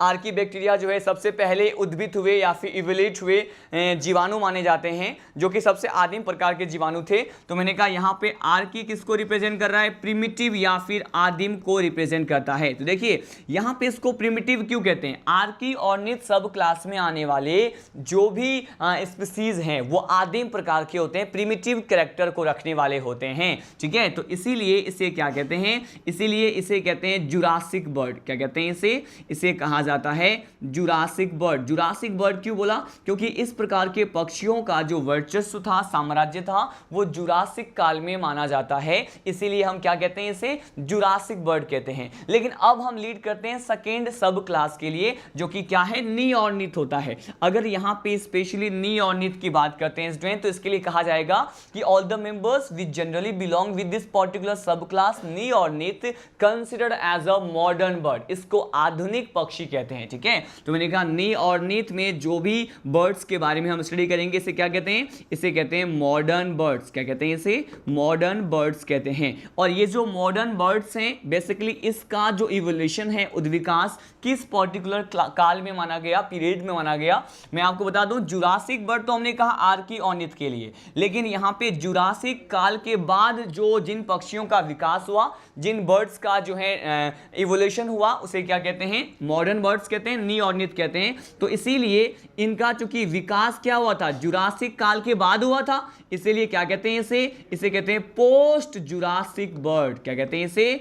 पोस्ट जुरासिक बर्ड्स कहते हैं, जिनका उद्विकास जुरासिक काल के बाद हुआ था, ठीक है। अब देखिए मैं आपको वापस से एक बार रिवाइज करवा दूं। यहाँ पे आर्की ऑर्निथ क्या होते हैं? जुरासिक बर्ड होते हैं, जुरासिक काल के पक्षी। और वे पक्षी जिनका उद्विकास जुरासिक काल के बाद में हुआ, उसे कहते हैं पोस्ट। पोस्ट का मतलब क्या होता है? बाद में। पोस्ट जुरासिक बर्ड कहते हैं, और इसे हम मॉडर्न बर्ड भी कहते हैं। यहाँ पे देखिए जुरासिक बर्ड में मैं आपको एक सिंगल एग्जाम्पल प्रोवाइड कर रहा हूँ, और ये बहुत ज़्यादा इंपॉर्टेंट है। देखिए ये एग्जाम्पल क्या है? मैंने कहा यहाँ पर एक सिंगल एग्जाम्पल पढ़ने वाले हैं, और ये एग्जाम्पल हम पढ़ रहे हैं किसके बारे में? यहाँ पर मैं आपको बताने वाला हूँ आर्कियोप्टेरिक्स के बारे में। किसके बारे में? यहाँ पे हम स्टडी करते हैं आर्कियोप्टेरिक्स, ठीक है। आर्कियोप्टेरिक्स की अगर बात करें स्टूडेंट, तो बेसिकली ये जो आर्कियोप्टेरिक्स होता है, एक क्या है? एक तरह से ये प्रिमिटिव बर्ड है। क्या है ये? प्रिमिटिव बर्ड है। और इसके बारे में स्पेशल पॉइंट जहां से क्वेश्चन आता है, मैं आपको ये बता दूं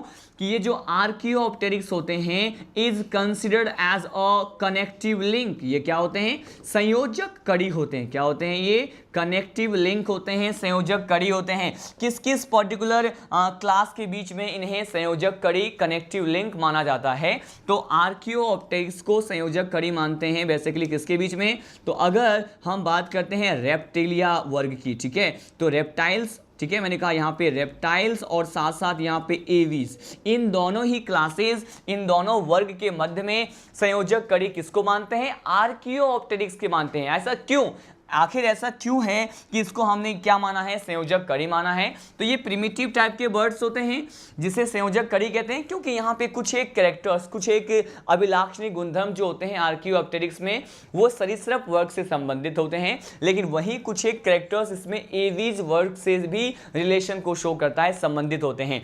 तो चूंकि यहाँ पे दोनों ही वर्ग से संबंधित क्या होते हैं? कैरेक्टर्स प्रेजेंट होते हैं, इसीलिए इन दोनों वर्गों के बीच में इसको संयोजक कड़ी माना जाता है। कनेक्टिव लिंक मान सकते हैं। ठीक है, देखिए मैंने यहाँ पे क्लासिफिकेशन के बारे में बताया, अब डिफरेंट टाइप के स्पीसीज के बारे में मैं आपको वन बाय वन क्या करने वाला हूँ, बताने वाला हूँ। जो भी टाइप्स के यहाँ पे एग्जाम्पल, अलग अलग तरह के बर्ड्स के बारे में यहाँ पे डिस्कस करने वाला हूँ। देखिए हम अब इसी क्लासिफिकेशन को आगे लीड करने वाले हैं। हमने सब क्लास में तो डिवाइड कर दिया, अब हम पढ़ने वाले हैं बेसिकली किसके बारे में, मैं आपको ये बता दूं, अब हम पढ़ने वाले हैं some examples. First of all हम पढ़ते हैं किसके बारे में, फर्स्ट एग्जाम्पल मैंने तो आपको आर्की और निथ में जो एग्जाम्पल आ रहे थे आर्कियोप्टेरिस उसके बारे में बताया। उसी पर्टिकुलर एग्जाम्पल के बाद हम क्या स्टडी करने वाले हैं, अगर हम किसकी बात करें, अगर स्पेशली हम मोर की बात करें, किसकी बात करें, हम स्पेशली अगर मोर की बात करें, यहाँ पे इसे कहते हैं पी फॉल, क्या कहते हैं, पी फॉल कहते हैं। पीकॉक आपने लोअर क्लासेस में स्टडी किया होगा, स्पेशली बायोलॉजिकली टर्म जो है पी फॉल कहते हैं इसे। तो पी फॉल जिसे मोर कहते हैं, आप जानते हैं इसका साइंटिफिक नेम क्या होता है, इसका जो साइंटिफिक नेम होता है वो क्या होता है, बेसिकली यहाँ पे इसे कहते हैं पेवोक्रिस्टेटस, क्या कहते हैं इसे कहते हैं पेवोक्रिस्टेटस, क्या कहते हैं इसे, पेवोक्रिस्टेटस कहते हैं। ठीक है, मैंने कहा यहाँ पे पेवोक्रिस्टेटस जो है यहाँ पे यूज कर रहा हूँ मोर के लिए, पी फॉल के लिए, लेकिन पेवोक्रिस्टेटस क्या है, मोर को जो है भारत का जो है हमारे देश का राष्ट्रीय पक्षी माना जाता है, तो पेवोक्रिस्टेटस बोल दिया। लेकिन साथ साथ मैंने कहा ये क्या है, ये बेसिकली हम नेशनल बर्ड है, क्या ये, मैंने कहा इसे राष्ट्रीय पक्षी मानते हैं, ये है नेशनल बर्ड। मैंने स्पेशल पॉइंट आपको प्रोवाइड किया है कि पेवोक्रिस्टेटस जो हैं is considered as a national bird, राष्ट्रीय पक्षी मानते हैं। इसी से ही रिलेटेड नेक्स्ट एग्जांपल हम स्टडी करें तो देखिए, अगर यहाँ पे एक स्पीसीज की बात करें, अगर हम स्पेशली यहाँ पे साइटेकुला की बात करते हैं, ठीक है, किसकी बात करने वाले हैं, यहाँ पे नेक्स्ट बर्ड्स की बात करने वाले हैं, जिसे क्या कह रहे हैं, जिसे हम कह रहे हैं साइटेकुला। तो यहाँ पे अगर साइटेकुला की बात करते हैं, इसे ही क्या कहते हैं, इसे पैरट कहते हैं। ठीक है, तो पैरट, ठीक है, इसके साथ साथ यहाँ पे हम साइटेकुला की बात करें, लेकिन साइटेकुला के साथ अगर यहाँ पे पेवोक्रिस्टेटस की भी बात करें, इसे मैंने पीसी से क्या कर दिया है, रिप्रेजेंट कर दिया है। तो इन दोनों के लिए स्पेशल पॉइंट क्या होता है कि ये जो साइटेकुला है और पेवोक्रिस्टेटस होते हैं, पैरट और पिकॉक या फिर पीफॉल के लिए क्या कहा जाता है, इसके लिए कहा जाएगा कि इन दोनों में ही सेक्सुअल डाइमॉर्फिज्म प्रेजेंट होता है। क्या होता है, मैंने कहा इन दोनों में सेक्सुअल डाइमॉर्फिज्म प्रेजेंट होते हैं, लैंगिक द्विरूपता पाए जाते हैं। अगर हम इसके मॉर्फोलॉजी को देखें, बाह्य आकारिकों को देखें, तो on the basis of the morphology, बाह्य आकारिकी के आधार पे हम ये डिसाइड कर सकते हैं कि कौन सा मेल स्पीसीज है और कौन सी फीमेल स्पीसीज है। ठीक है, इसीलिए हम क्या कहते हैं, इसे सेक्सुअल डाइमॉर्फिज्म साइटेकुला और पेवोक्रिस्टेटस में क्या होते हैं, प्रेजेंट होते हैं। तो इसी पर्टिकुलर हम क्या करने वाले हैं, नेक्स्ट कैरेक्टर को स्टडी करने वाले हैं, नेक्स्ट बर्ड के बारे में यहाँ पे एग्जांपल देखते हैं। और अब हम पढ़ने वाले हैं साइबेरियन क्रेन के बारे में। ठीक है, यहाँ पे नेक्स्ट स्पीसीज जो है बर्ड्स का वो क्या है, ये है साइबेरियन क्रेन। क्या है, हम पढ़ने वाले हैं अब साइबेरियन क्रेन के बारे में। साइबेरियन क्रेन जो है एक प्रकार के प्रवासी पक्षी हैं। क्या हैं, मैंने कहा ये प्रवासी या माइग्रेटरी बर्ड्स इसे कहते हैं, जो माइग्रेशन को शो करते हैं। इसके बारे में हम पढ़ने वाले हैं साइबेरियन क्रेन, जिसे क्या कहते हैं, प्रवासी पक्षी कहते हैं। और ये क्या दर्शाते हैं, मैंने कहा ये माइग्रेटरी बर्ड होते हैं, माइग्रेट हो जाते हैं from one place to the another place, एक जगह से दूसरी जगह। लेकिन ये प्रवासी पक्षी हैं, मतलब एक जगह से दूसरी जगह क्या होते हैं, माइग्रेट होते हैं। लेकिन इनका पर्पस क्या होता है, माइग्रेशन के पीछे इनका पर्पस होता है फूड सोर्स, भोजन को प्राप्त करने के लिए, फूड को गेन करने के लिए, और खुद को जो है वहाँ के एनवायरनमेंट के अकॉर्डिंग एडेप्टिव बनाने के लिए। न केवल इनका पर्पस जो है माइग्रेशन का फूड होता है, बल्कि समटाइम हम इसको अच्छे हैबिटेट, जो उचित प्रकार के आवास की बात करते हैं, जहाँ पर इन्हें किसी भी तरह के एडवर्स कंडीशन का सामना न करना पड़े। तो ये भी इनका क्या होता है, माइग्रेशन के पीछे वजह है, रीज़न है। तो मैंने कहा ये क्या शो करते हैं, ये माइग्रेटरी बर्ड होते हैं, माइग्रेशन शो करते हैं। ये माइग्रेशन कहाँ से कहां की ओर करते हैं, मैंने कहा ये साइबेरिया से जो है माइग्रेट होकर के हमारे देश में आ जाते हैं, हमारे कंट्री में आ जाते हैं, इंडिया में क्या करते हैं, ये माइग्रेशन को शो करते हैं। मैंने कहा ये जो है साइबेरिया से कहां जाते हैं, माइग्रेट होकर के, मैंने कहा ये हमारे देश इंडिया में आते हैं। और इनका जो मेन पर्पस है माइग्रेशन का, अभी मैंने आपको बताया वो क्या है, मैंने कहा इनका मेन पर्पस है एक तो फूड सोर्स। क्या है, फूड सोर्स मतलब भोजन का क्या है, भोजन का स्रोत है। भोजन के स्रोत के साथ साथ हम ये कहते हैं कि यहाँ पे बेस्ट हैबिटेट मतलब अच्छे प्रकार के आवास के लिए भी ये क्या करते हैं, माइग्रेशन को शो करते हैं। तो हमने ये भी एग्जाम्पल क्या कर लिया, यहाँ पे डिस्कस कर लिया। तो हमने यहाँ पे स्पेशली 3 एग्जाम्पल्स के बारे में, उनके कैरेक्टर, उनके बेसिक फीचर के बारे में डिस्कस किया। साइबेरियन क्रेन के बारे में आपको बताया कि ये माइग्रेटरी बर्ड होते हैं। नेक्स्ट एग्जाम्पल देखते हैं। नेक्स्ट एग्जाम्पल है, ये इंपॉर्टेंट है और इसे मैं यहाँ पे क्या लगा रहा हूँ, MTR, मतलब ये मुझे तो रट लो वाला पॉइंट है। क्यों? क्योंकि ये हम पढ़ने वाले हैं एक स्पेशल टाइप के बर्ड्स के बारे में, और इस पक्षी को, इस बर्ड को क्या कहते हैं, डोडो कहते हैं। ठीक है, अब देखिए ये जो डोडो नामक पक्षी है, इसके लिए क्या स्पेशल फीचर है स्टूडेंट, कि ये हाल ही में रिसेंटली क्या हो गए हैं, मैंने कहा ये रिसेंटली विलुप्त हो गए हैं। ठीक है, और ये क्या है, डोडो एक फ्लाइटलेस बर्ड है। क्या है ये? एक फ्लाइटलेस बर्ड होता है, जिसके बारे में आपको बताने वाला हूं। देखिए मैंने कहा डोडो क्या है, एक एक्सटिंक्ट, एक्सटिंक्ट का मतलब क्या होता है, विलुप्त हो चुके हैं अब ये, तो एक्सटिंक्ट फ्लाइटलेस बर्ड है। ये क्या है, मैंने कहा ये डोडो जो है एक्सटिंक्ट फ्लाइटलेस बर्ड है।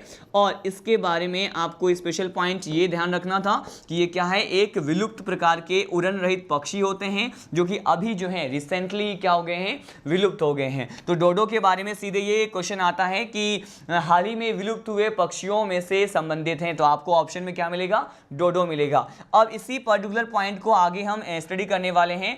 देखिए नेक्स्ट बर्ड मैं आपको बताने वाला हूं, हमारा 5th एग्जाम्पल जो है ये है हमिंग बर्ड। क्या है, यहाँ पे एक बर्ड की बात कर रहे हैं, इसे क्या कहते हैं, हमिंग बर्ड कहते हैं। हमिंग बर्ड कहेंगे या फिर इसे ही समटाइम कहा जाता है क्यूबेन बर्ड। क्या कहते हैं इसे क्यूबेन बर्ड भी कहते हैं। और ये हमिंग बर्ड और क्यूबेन बर्ड जो हैं वो संदेशवाहक पक्षी, इनका कॉमन नेम होता है। ये क्या होते हैं, बेसिकली ये पैसेंजर बर्ड होते हैं। क्या होते हैं ये पैसेंजर बर्ड होते हैं। ठीक है, तो हमिंग बर्ड और क्यूबान बर्ड के बारे में भी हमने क्या कर लिया, स्टडी कर लिया। ये हमिंग बर्ड के बारे में ये भी स्पेशल पॉइंट गिवन होता है कि इनके पास टेंडेंसी होती है कि ये दोनों ही तरफ से क्या कर सकते हैं, मूवमेंट शो कर सकते हैं, उड़ने में कैपेबल होते हैं। और डोडो क्या होता है, फ्लाइटलेस बर्ड होता है। अब मैं आपको कुछ एक एग्जांपल उड़न रहित पक्षी के बारे में बताने वाला हूं कि कौन कौन से ऐसे स्पीसीज हैं जो फ्लाइटलेस बर्ड में कंसीडर किए जाते हैं। ठीक है, तो यहाँ पे देखिए अब हम कुछ पक्षियों के एग्जाम्पल पढ़ने वाले हैं जो बेसिकली क्या हैं, फ्लाइटलेस होते हैं। ठीक है, यहाँ पे हम पढ़ने वाले हैं सम फ्लाइटलेस बर्ड। ठीक है, यहाँ पे नेक्स्ट टॉपिक क्या है, हम पढ़ने वाले हैं कुछ प्रकार के जो पक्षी जो कि उड़ने में क्या नहीं होते, मैंने कहा उड़ने में सक्षम नहीं होते, सम फ्लाइटलेस बर्ड्स। यहाँ पे अगर फ्लाइटलेस बर्ड की बात करें तो वेरी फर्स्ट जो एग्जाम्पल हम लेने जा रहे हैं ये क्या है, ये है अफ्रीकन ऑस्ट्रिच। क्या है, अफ्रीकन ऑस्ट्रिच। और ये जो अफ्रीकन, इसके बारे में वन इंपॉर्टेंट पॉइंट मैं आपको बता दूं, ये अफ्रीकन ऑस्ट्रिच के लिए कहा जाता है कि इस प्रकार के ऑस्ट्रिच के एग की बात करते हैं। किसकी बात करते हैं, एग की बात करते हैं। तो इसका एक सिंगल एग जो है उसका वेट, उसका वजन कितना होता है, यहां से भी क्वेश्चन आता है। तो ये जो अफ्रीकन ऑस्ट्रिच है तो बेसिकली इसके एग का जो वेट होता है 1.5 kg है। क्या है, मैंने कहा 1.5 kg इसका वेट होता है। और अगर हम इसके पर्टिकुलर यहाँ पे किसकी बात करें, अगर यहाँ पे प्लेस की बात करें, उस पर्टिकुलर जगह की बात करें जहाँ पे ये अफ्रीकन ऑस्ट्रिच पाए जाते हैं, तो ये बेसिकली कहाँ पाए जाते हैं, ये अफ्रीका में पाए जाते हैं। कहाँ पे, ये अफ्रीका में पाए जाते हैं। साथ साथ ये अरेबिया कंट्री जो है, अरेबिया देश में भी पाए जा सकते हैं। ठीक है, तो हमने फर्स्ट फ्लाइटलेस बर्ड के बारे में देखा। नेक्स्ट हम देखते हैं यहाँ पे नेक्स्ट बर्ड जो है ये है क्या, इसे कहते हैं कीवी। क्या कहते हैं इसे कीवी भी कहते हैं। ठीक है, अब देखिए ये कीवी भी क्या है, एक प्रकार का फ्लाइटलेस बर्ड है। लेकिन मैं आपको बता दूं ये कहाँ पे मिलते हैं, तो ये जो कीवी होते हैं ये बेसिकली कहाँ मिलेंगे, ये जो है न्यूजीलैंड में मिलते हैं। कहाँ मिलते हैं, मैंने कहा ये न्यूजीलैंड में जो है पक्षी है, इनका जो है हैबिटेट होता है वो कौन सी जगह रहते हैं, ये न्यूजीलैंड में पाए जाने वाले पक्षी हैं। ये भी क्या होते हैं, फ्लाइटलेस बर्ड होते हैं, जिसे कहते हैं कीवी। अब हम पढ़ने वाले हैं ऑस्ट्रेलिया में पाए जाने वाली फ्लाइटलेस बर्ड, इसे क्या कहते हैं, इसे कहते हैं इमू। क्या कहते हैं इसे इमू कहते हैं। और इनका जो आवास है वो क्या है, ऑस्ट्रेलिया है। क्या है, मैंने कहा इनका आवास क्या है, ये है ऑस्ट्रेलिया में पाए जाने वाले क्या है, एक पक्षी है। तो ऑस्ट्रेलिया में पाए जाते हैं। साथ साथ यहाँ पे लास्ट एग्जाम्पल कंसिडर कर रहे हैं जिसके बारे में मैंने आपको प्रीवियस सेगमेंट में ही बताया था कि जो कि एक ऐसे बर्ड की बात करें जिसमें अपवाद स्वरूप मूत्राशय क्या होते हैं, यूरिनरी ब्लैडर क्या होते हैं, प्रेजेंट होते हैं। मैंने आपको बताया था साउथ अमेरिकन जो है बर्ड के बारे में, किसके बारे में, अगर हम स्पेशली यहाँ पे साउथ अमेरिकन ऑस्ट्रिच की बात करें, किसकी बात करें, साउथ अमेरिकन ऑस्ट्रिच की बात करें, और यहाँ पे इसके बारे में स्पेशल पॉइंट क्या होता है कि इसमें जो है क्या प्रेजेंट है, मैंने कहा इसमें यूरिनरी ब्लैडर क्या होते हैं, प्रेजेंट होते हैं। क्या होते हैं इसमें, यूरिनरी ब्लैडर मतलब मूत्राशय क्या होते हैं, पाए जाते हैं। ठीक है, यहाँ पे हमने इतने सारे एग्जाम्पल्स हमने इसमें कंसिडर किए हैं कि ये जो साउथ अमेरिकन ऑस्ट्रिच है इसके प्रवास की बात करते हैं कि ये आखिर पाए कहाँ जाते हैं। तो इसके बारे में ये कहा जाता है कि ये बेसिकली ये जो साउथ अमेरिकन ऑस्ट्रिच है it is a habitant, it is a resident of the which country, ये बेसिकली साउथ अमेरिका में पाए जाते हैं। कहाँ पे, साउथ अमेरिका में पाए जाते हैं। तो हमने यहाँ पे अलग अलग एग्जाम्पल, डिफरेंट एग्जाम्पल के बारे में डिस्कस किया, उनके आवाज़ के आधार पे हमने यहाँ पे क्या किया है, सम फ्लाइटलेस बर्ड के बारे में डिस्कस किया। पहले मैंने आपको अफ्रीकन ऑस्ट्रिच जो कि अफ्रीका अरेबिया में होते हैं, कीवी जो कि न्यूजीलैंड की बर्ड है, ईमू जो कि ऑस्ट्रेलिया की बर्ड है, साउथ अमेरिकन ऑस्ट्रिच की बात करें तो यहाँ पे इसमें जो है मूत्राशय प्रेजेंट है, ये साउथ अमेरिका से बिलोंग करते हैं। उससे पहले मैंने आपको क्या बताया, साइबेरियन क्रेन के बारे में बताया, डोडो के बारे में बताया जो कि यहाँ पे हाल ही में विलुप्त हो गए हैं। उससे पहले मैंने आपको साइटिकुला पैरट और पेवोक स्टेटस के बारे में ये बताया कि इसमें बेसिकली क्या प्रेजेंट होता है, मैंने कहा इसमें सेक्सुअल डाइमॉर्फिज्म, लैंगिक द्विरूपता क्या होते हैं, प्रेजेंट होते हैं। ठीक है, अब देखिए यहाँ पे एक नोट पॉइंट डिस्कस करने वाले हैं और उस पर्टिकुलर नोट पॉइंट के साथ ही ये जो एवीज क्लास है हमारा क्या हो जाएगा, एंड हो जाएगा। देखिए यहाँ पे नोट पॉइंट हम क्या डिस्कस करने वाले हैं, इस पर्टिकुलर नोट पॉइंट में हम एक पक्षी की बात करते हैं, इसे कहते हैं पेंगुइन। क्या कहते हैं इसे, पेंगुइन कहते हैं। ठीक है, पेंगुइन की बात करें तो इसमें क्या प्रेजेंट होता है, पेंगुइन में एक स्ट्रक्चर जो है इनके बॉडी को या फिर इनके शरीर को पानी में या पानी के सतह पे तैरने के लिए जो स्ट्रक्चर प्रेजेंट होता है इनमें, वो क्या होता है, ये होता है स्विमिंग के पर्पस से इसमें फ्लिपर्स प्रेजेंट होते हैं। क्या होते हैं, फ्लिपर्स प्रेजेंट होते हैं। पेंगुइन में क्या प्रेजेंट होते हैं, मैंने कहा फ्लिपर्स प्रेजेंट होते हैं, और जो कि एनालॉगस मतलब समवर्ती जो है ऑर्गन कंसिडर किए जाते हैं, एनालॉगस ऑर्गन कंसिडर किए जाते हैं किसके साथ, एक मेमल्स के बारे में बात करें, इसे क्या कहते हैं, डॉल्फिन। ठीक है, अब देखिए ये डॉल्फिन में भी क्या प्रेजेंट होते हैं, मैंने कहा इसमें भी तैरने के लिए, स्विमिंग के लिए फ्लिपर्स प्रेजेंट होते हैं। क्या होते हैं, फ्लिपर्स प्रेजेंट होते हैं। तो मैंने आपको कहा कि पेंगुइन के फ्लिपर्स और डॉल्फिन के फ्लिपर्स, ये दोनों जो फ्लिपर्स हैं जो इन दोनों स्पीसीज में पाए जाते हैं वो किस प्रकार के अंग माने जाते हैं, मैंने कहा ये एनालोगस क्या होता है, मैंने कहा ये क्या है, एक एनालोगस ऑर्गन है। हिंदी में क्या कहते हैं, हिंदी में इसे कहते हैं समवर्ती अंग। क्या कहते हैं